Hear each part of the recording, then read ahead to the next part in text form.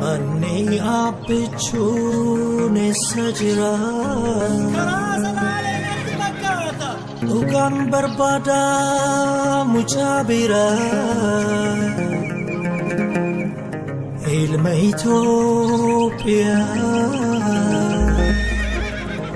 ilma warra jaarsoo ilma salaalee goota ta'uu kee reefu naa galee abbeechuu koo dargaggoo koo abbeechuu koo miidhagaa koo abbeechuu koo qabsaa koo abbeechuu koo jayinaa koo abbeechuu koo gomme yaa goota koo abbeechuu koo nalkan ufnaa jennaan atu guyyaa dhuftee sanyii warra jaarsoo ati yoom sodaattee halkan ufnaa jennaan atu guyyaa dhuftee sanyii warra jaarsoo ati yoom sodaattee abbeechuu koo gomme yaa goota koo.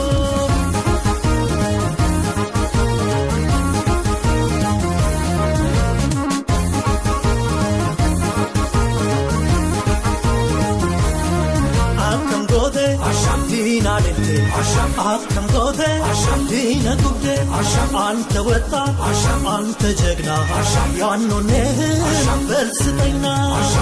Abbichuu nagaa ta'e nagaa, abbichuu nagaa ta'e nagaa.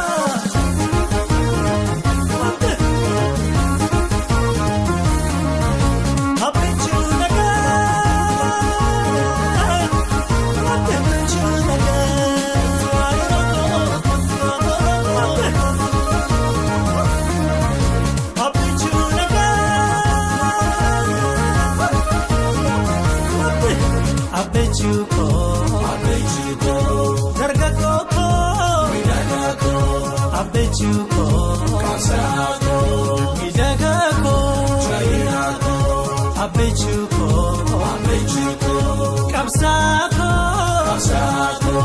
abbeechuu koo jayinaa koo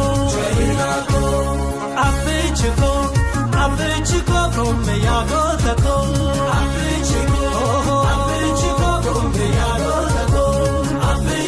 Jaalalli keedduu kan obboleewwan kee mucaa dhaabaa jedhan sodaachuun humna kee.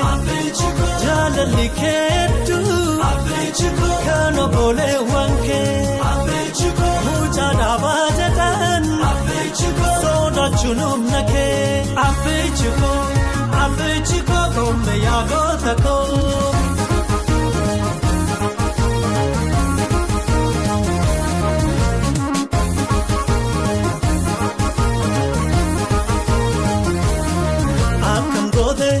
Diina lente, akkam goote, diina gubde, anta wetta, anta jegna, yaannonee bersiteena.